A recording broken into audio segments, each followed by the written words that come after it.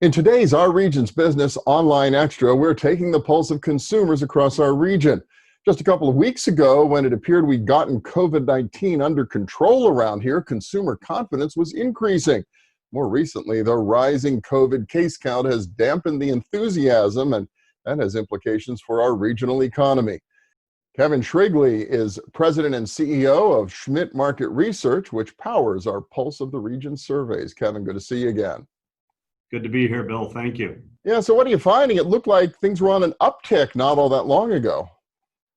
Yes, Bill, we were headed the right direction. And then with the recent uptick in case counts, we've seen people's sentiment drop in lockstep with that increase in cases. So you can see here, both nationally and regionally, people are feeling the pain of this recent uptick. Of note is the fact that this is the first time that the regional sentiment has been slightly lower than the national sentiment. So clearly people are focused on not only the national trends, but right here at home as well. So how is this translating into personal finances, people's plans to spend? Spending actually is holding its own, Bill, in terms of people thinking about their own money. But it does appear that their sentiment about employment is tracking more closely with their overall sentiment. You actually asked them to sort of describe their feelings. I love this next chart, a word cloud that kind of conveys where we are. It really does. It's a real dichotomy because we've got a mix of folks that are anxious and very much apprehensive and cautious. But on the other end, we've got a strong contingent of folks who feel quite good. The one thing that I'm seeing and hearing just anecdotally is that everybody is quite frustrated, and that certainly came through in some of the open-ended feedback that we received. Well, and that's understandable given where we are and how I think we thought we were getting out of this, or at least managing it effectively, and now here we are with some additional restrictions. How do people feel about the restrictions? Generally, from the feedback we're getting in the survey, people are aligned to what's happening and some of the updated restrictions put in place. The one thing I'd note here where folks feel like maybe we've gone a bit far in some cases is around the restaurants and bars.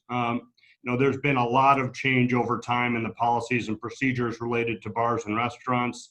It's something everybody enjoys and looks forward to, and I think that's a reason for some of the sensitivity around that area. Well, you mentioned bars and restaurants. The other thing people look forward to this time of year is a vacation. Has the pandemic and have all of these restrictions changed people's plans? Definitely changed plans, Bill. We've got only 1 in 5 still going on vacation, which is obviously down significantly. And about a third of people have either canceled or plan to cancel.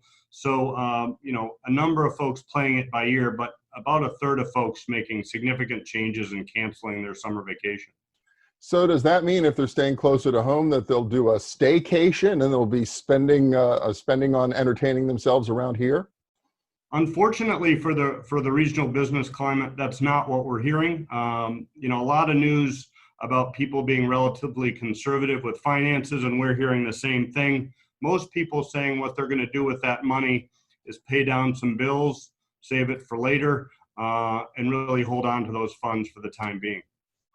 So if people aren't going to restaurants or bars because they can't or they're limited and they're not going on vacation, what are people doing during the pandemic?